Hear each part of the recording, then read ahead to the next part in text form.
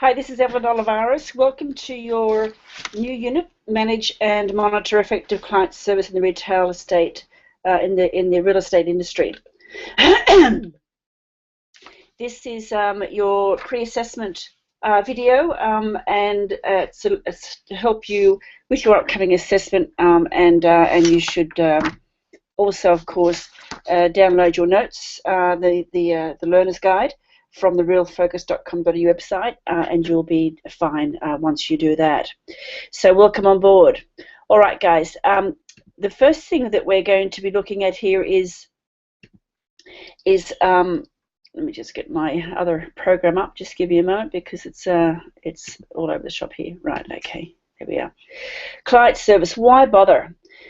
Throughout the manual, the learner's guide, you will see that I have lots of different quotes there from many different people. Some great quotes on client service or customer service, because the customer's perception is your reality. Whatever the client thinks about you is what they're going to spread about you. So it's very important for us to keep a reputation intact, and excel in our customer service. Your most unhappy customers are your greatest source of learning. Bill Gates. Absolutely. And I'm sure that we all know Bill Gates and Mr. Microsoft himself, and how immense the business has grown with him at the helm. Your customers doesn't care how much you know until they know how much you care. Not about them as a client, but them as an individual. It's important that you care about the client as an individual. And right at the end of this, I do have a video, testimonial from one of Chris Gilmore's testimonials, and it's an amazing video because we went out to see this listing up front. Whenever he was called out, the lady started crying, and he said, "I'm not going to sell your home. You're not ready to sell your home. I'm not going to sell your home." And he said, "I don't want you to, call me back until you're ready." And anyway, so finally, she said they didn't put the house in the market. When she called him, she was ready. He came out and he listed the property and sold it within 3 weeks. That goes to show the values of someone of the caliber of Chris Gilmore. He knew that the lady didn't want to sell her home. Now, I know that some people have different ideas about that, but this goes to show you, this is positive proof, real life proof that sticking with true values, true great values, and looking after the customer, because you care for them as individuals, not just as you're wanting to commission to sell their home. So I'll play that for you at the end of this recording. Kind words can be short and easy to speak, but their echo is truly endless, like it goes on forever. In the world of the internet customer service, of course, it's important to remember that your competitor is only one mouse click away. Some great quotes there for you. So let's go on now and start with the customer client service in real estate. All right, customer loyalty. It is the best. Our loyal customers are far more likely to do repeat business with you and to refer you to their friends and family if they are happy with your service. So the probability of selling to a new customer, for example, is 5 to 20%. But an old customer or a past customer, it's 60 to 70%. Why? Because they have already used your services before. They know you, they trust you, and they feel as though they were happy to refer you to other people. That's huge, yeah? So 60 to 70% is what you can get from past customers or old customers. Bear that in mind. So customer service is absolutely crucial in any industry, and you have a great opportunity now to take that thought into the real estate industry as you're starting in the industry now. So good luck with that. Give you some idea of customer acquisition versus customer retention. I was just wanting to keep it very simple here. But what you have on the screen there in front of you is a simple contrast in acquisition strategy against retention strategy. Suppose you allocate $235 in total to a marketing budget, of which $210 was allocated to acquire 6 new customers. at $35 each, which is $210. At the same time, you spent $25 to retain 5 current customers at $5 each, which is $25. So the total cost to you on that will be $235, and your total customers are going to be 11. Let's look at the other side, the retention side. If you reallocated that marketing budget as follows, if you were to put your money into acquiring only 3 new customers, yeah, at $35, it's $105. And if you use the rest of the money, it's $130 remaining to retain 26 customers. The cost is still $235, but you have a total customer base now of 29 rather than 11. Yeah. So I hope that that very easy, simple a comparison there gives you the message loud and clear of how important it is to retain your customers, your referral business. There is the Pareto Principle. Of course, if you've been in my class before, you would have heard me say this, and if you've been in other management training, you would have heard this also. The Pareto Principle is known as the 80-20 rule, developed way back in the day by an Italian economist. And the original rule was 80% of wealth was owned by 20% of the population. It's been found since that the rule applies to almost every area of our life. So 80% of the time is spent on 20% of the tasks. And 80% of our sales revenue is made by only 20% of your salespeople. Interesting, isn't it? 20% of your clothes are worn 80% of the time. Very interesting. Bear that one in mind whenever you're working through your business planning and your client services. So let's look now at some client loyalty strategies. And of course, at the bottom of the screen there you can see the Learner's Guide, page 6, for this question. So the client loyalty strategies there are client reward schemes, cross-selling, formal written letters of thanks, written notes of thanks, online activities, newsletters, phone calls, promotional items, and upselling, and touching base multiple times. So a lot of that speaks for itself. If you've been in business before, you'll understand it. Client reward schemes, it might include things like, you might give your clients, if they bring in referral business, or if, you might you might give them two free movie tickets. When I was in the business selling and managing real estate, I would give my tenants, if I was selling the property, give my tenants a voucher on a Saturday morning to go across the road and have a cup of coffee and biscuit on me at the local at the Carliffe Court shopping centre. So that's the sort of thing we're referring to there. Cross-selling is simply things like selling other parts of the business. So if you're in sales and you sell a property to an investor, you can refer it over to the property management department and hopefully win the management of that property as well. Formal written letters of thanks speaks for itself. A handwritten note speaks for itself. Online activities, we're going to talk much about that later on in this particular video recording.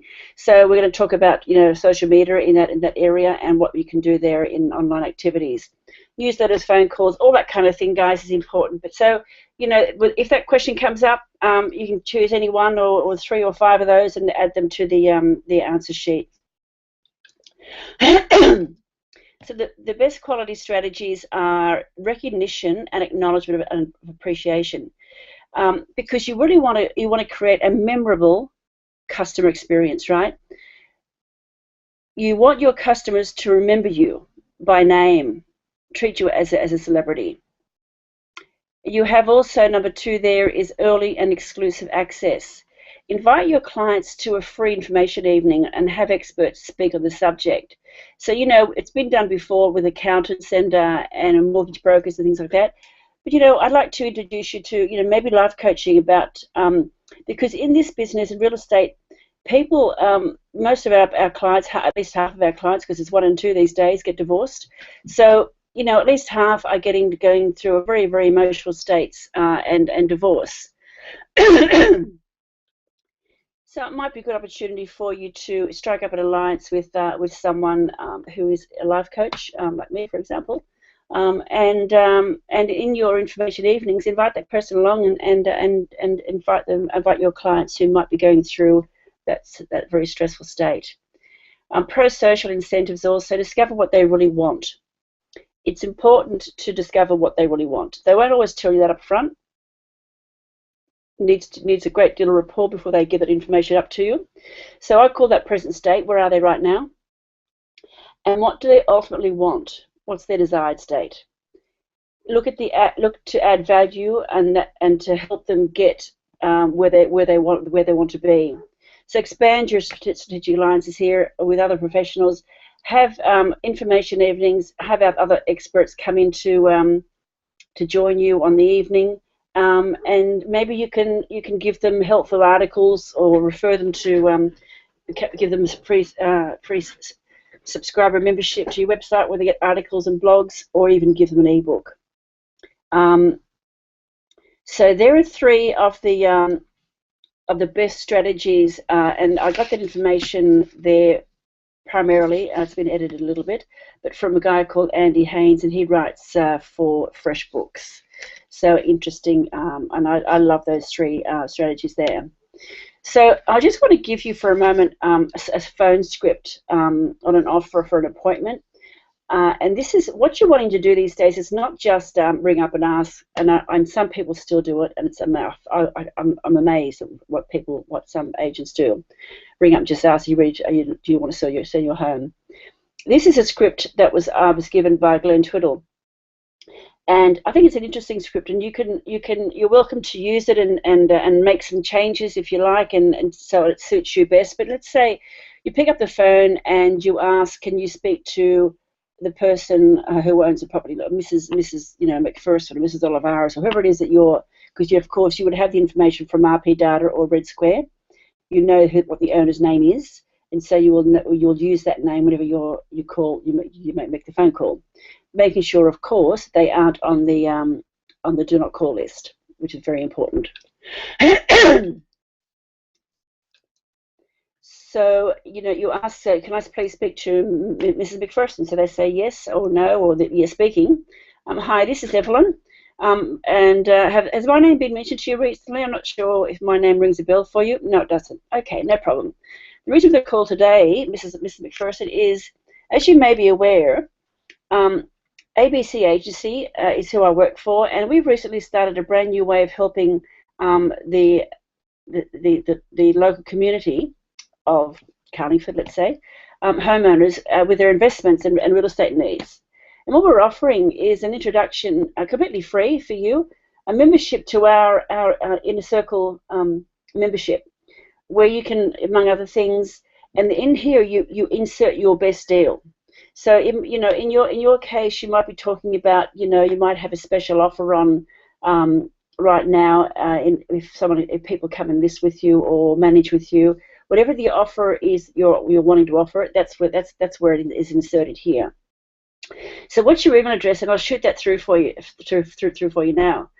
And if they say, well, no, you have to tell me some more about this. Well, that's okay. That's okay, Mrs. Alvarez. Thank you. We found that this is the case with most people, even before we rang. The call today, Mrs. McPherson, is only to offer you the club membership, so you can get the best offer, and you might mention the offer again before. As of course, most people aren't sitting around just waiting for companies to call them, are they? So what's a good email address that I can send it through for you? Now, again, make this your own script, because what you're wanting to do, yes, you want to get their phone number. Yes, you want to get their name. You can use this also at Open for Inspections. But more importantly, and so you'll get their email, you get their phone number, but more importantly, you want them to subscribe to your website.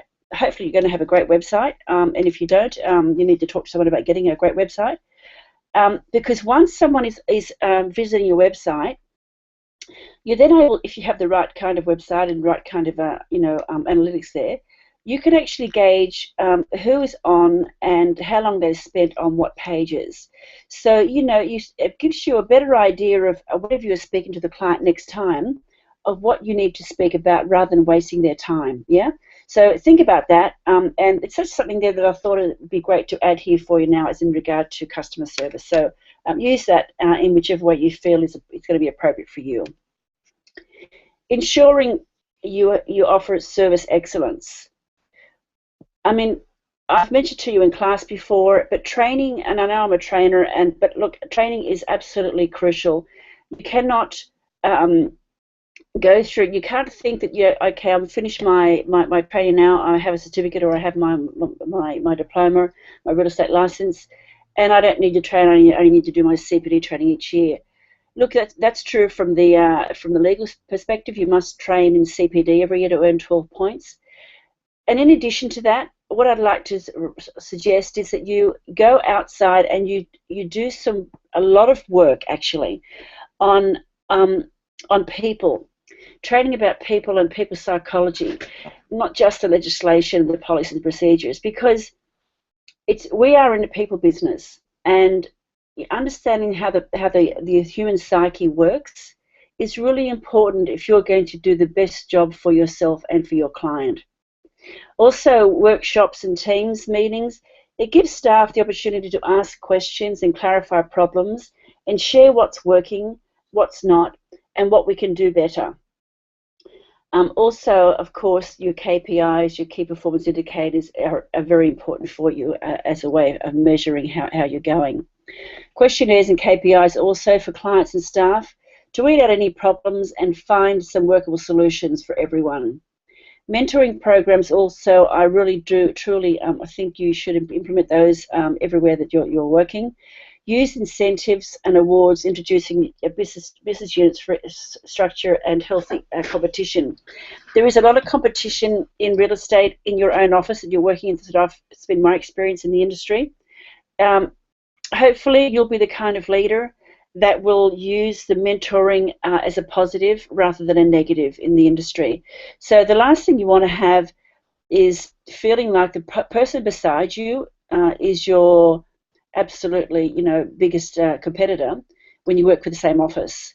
What you want to be having in that environment is more a supportive environment rather than being it can be a healthy competitive environment, but a very supportive environment as well. So training and professional development.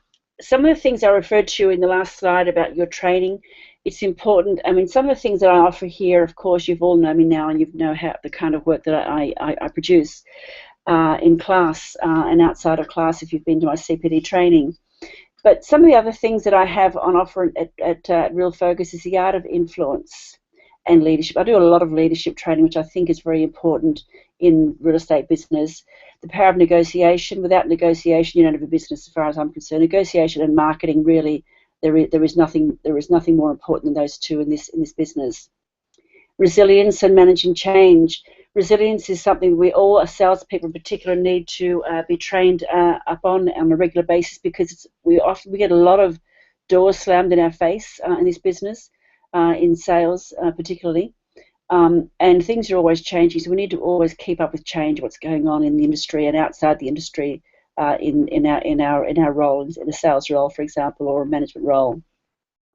Developing teams and leaders is an important thing, training as well, which is also an adjunct to the art of influence and leadership.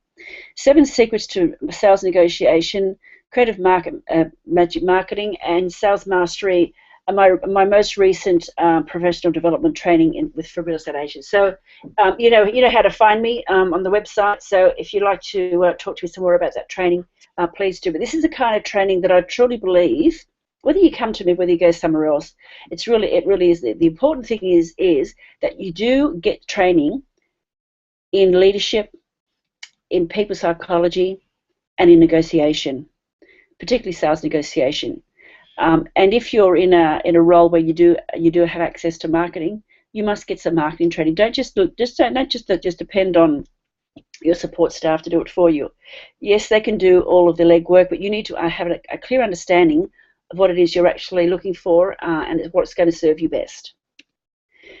So the power of social media. Social media is very powerful, and there are two mediums here. We've got social, we've got media. So social is being able to connect, socialize, share, and influence others. The media is the online platform that facilitates that connection and communication. And of course, we have Facebook and Twitter and YouTube, all those ones that are there on the screen.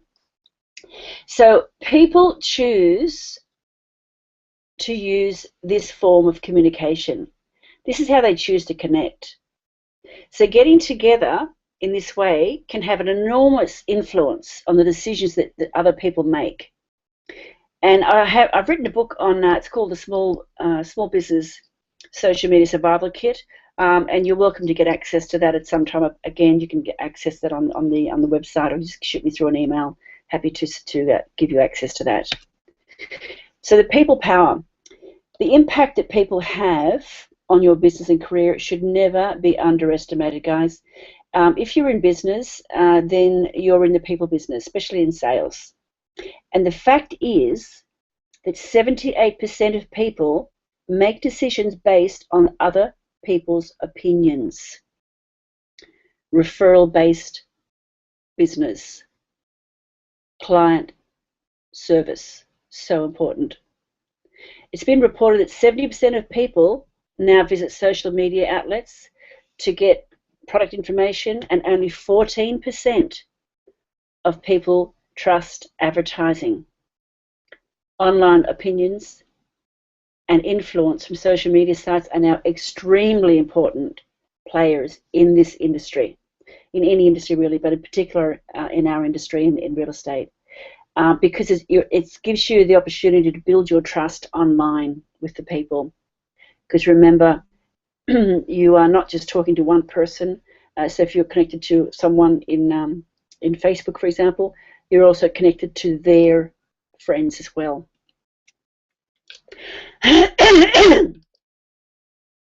Social media in real estate. This is not in your learner's guide, people, but I need you to make a note of this information because it is going to come up in your questions. So here it is here. Social media in real estate, the power of improved visibility. That's how people buy today. It's as simple as that. That's how people buy today. It really is. The power of increased positive recommendations. Repeat and referral business is by far the best business you could possibly generate. Social media expands your audience exponentially. People can and do tell all their friends if you're good at what you do or you're not.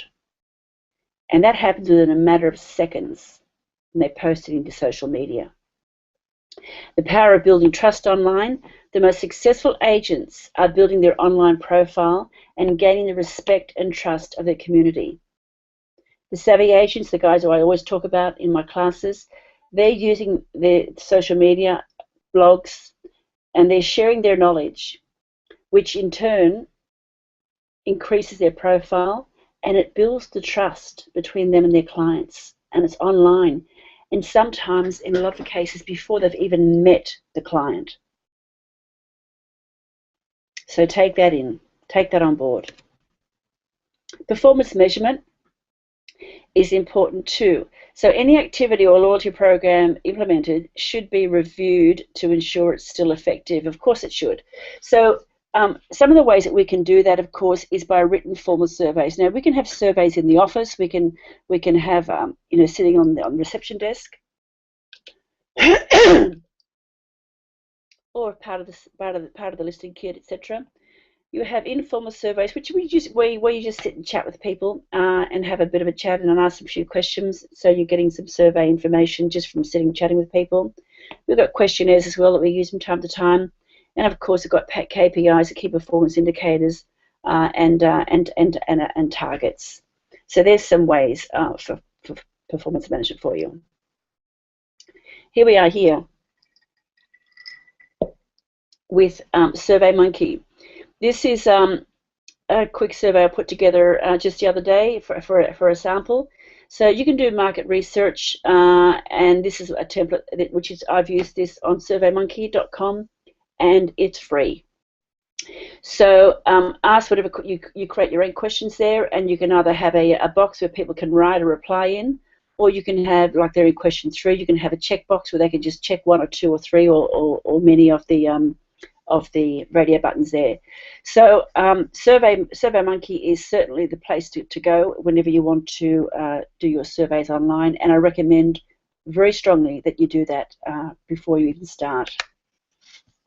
Another way, of course, of monitoring our sales KPIs, we've covered this in class before, so I won't spend too much time here, but we need to know where we are currently, where we were previously, and what the difference is. What's the bridge? What's the gap?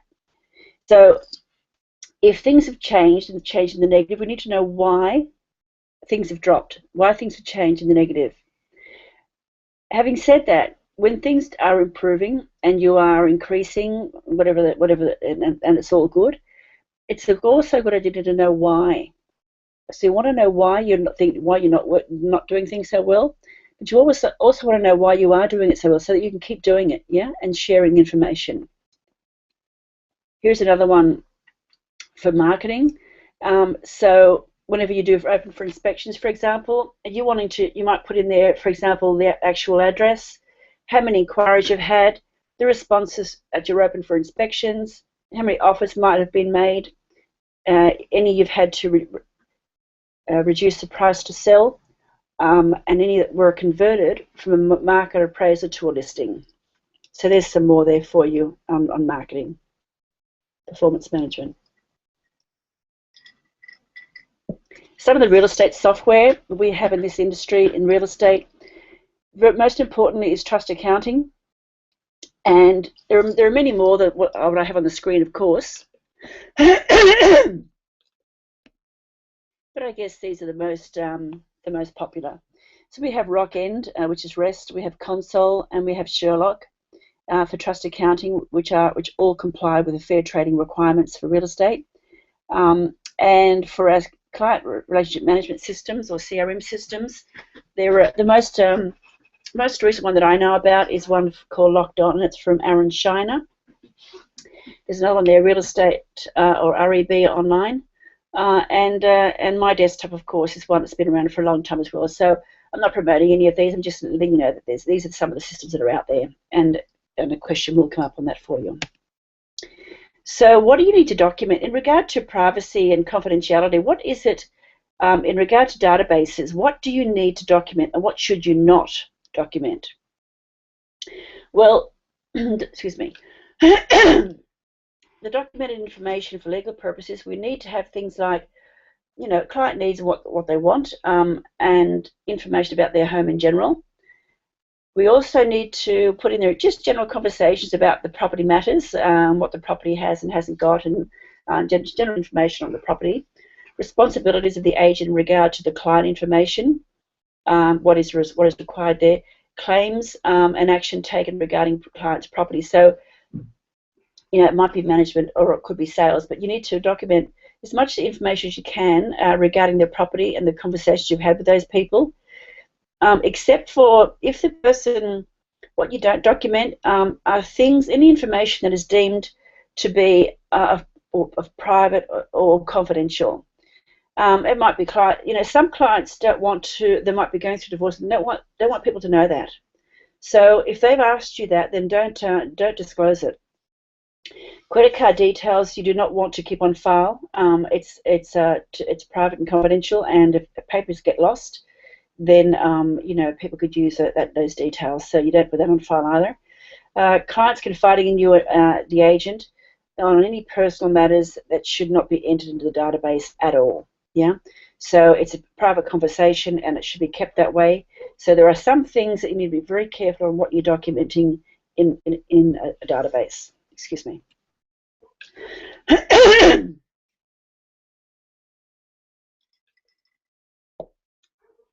So what are the legal and ethical problems for agents? We need to be very careful at giving advice that we're not qualified to give. we do talk about capital gain and things like that in real estate, but we're not unless you have a broker's license, you're not qualified as a real estate agent to give the information out.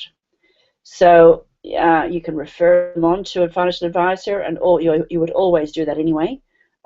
So if you give advice and they take it as if they take action on that, and of course they lose money from that, then you can be held liable, as an agent for that. So be very careful not to give out any financial advice, because we are not qualified as a real estate agent to do that. You must have a broker's license. Revealing information that you've found out in your interactions with clients that could be private and confidential. So if you do share information that is private and confidential, again, you'll be sued, quite rightly, because you're not, people, whenever we strike up a contract with someone, a listing agreement or a management agreement, they can assume that they can trust us. It's just part of, it's just implied, and so you can't give away that information. Withholding information, also material fact, which we've discussed in class quite often, in regard to is there anything about this property that I need to know that if it was known by a potential purchaser would stop them from proceeding. Murder, suicide, a house was a brothel, might have been a drug house, things like that. Very important. We've discussed it all before. Legalities involving client preferences, which may not be legal. So sometimes, particularly in property management, some of your clients might say to you that they don't want a particular race or culture living in their investment property. That's illegal. That's discrimination, and we are not allowed by law to do that. It's your obligation to inform your landlord that they are asking you to break the law, and you can't do that. That you will take any inquiry that comes through. Of course, the final decision is made by the owner, by the landlord, but you will take any client who's interested to go through the property. You must do that. That's your legal obligation. So be very careful what you do there. Clients can get you into all sorts of trouble if you abide by those kind of rules, because you are breaking the law. So again, in regard to feedback, you can do as many surveys as you like in the SurveyMonkey. SurveyMonkey, I think, is probably the best. There's another one called also MailChimp, which is also, I haven't used that one, but I have been referred to it as well. So what happens then once you get that feedback? Well, you need to collect the information and collate it into certain piles. Discuss the information or your findings and the experiences that you've had along the way as to why the customers are satisfied or not satisfied in any particular area. In particular, what areas are of concern and to the customer's dissatisfaction, because we need to address those quite quickly. And of course, create a plan and timeline to rectify and implement those noted problems. So a lot of people, amazingly enough, do feedback surveys and then don't do anything with it. It's just they just go through the exercise. What a waste of time. So don't be one of those people. Make sure that you do get the information and do something with it, something useful, something resourceful with it. Okay, so here we go. I'm going to try this excuse me, this sharing a video again. I think one of the first things I need to do is actually share it on screen. So I'm going to go in there first. I'm going to pull it up on the screen and say start the screen, and I'm going to play it now, and hopefully you'll hear it. So here we go, a client testimonial for life.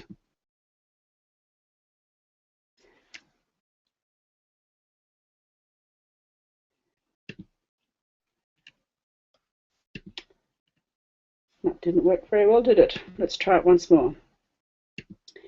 This is an amazing video. So I'd like you to, I would like you to be able to access this